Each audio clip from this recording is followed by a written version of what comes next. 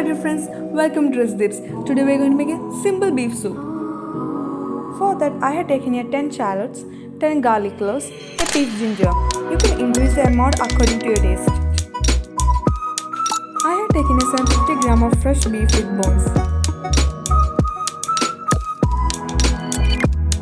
To a grinder add a ginger, garlic and cloves. Now crush them. To a beef add 1 teaspoon pepper powder, 1 teaspoon turmeric powder, add 1 teaspoon crushed whole spices. Now add our crushed ginger, garlic and shallots.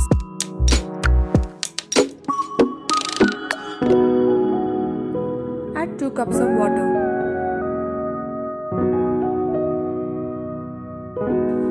Mix them. Cover and cook for 4 whistles. It's completely cooked.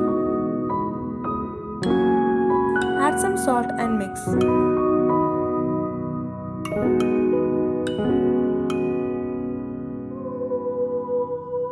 Now add some curry leaves.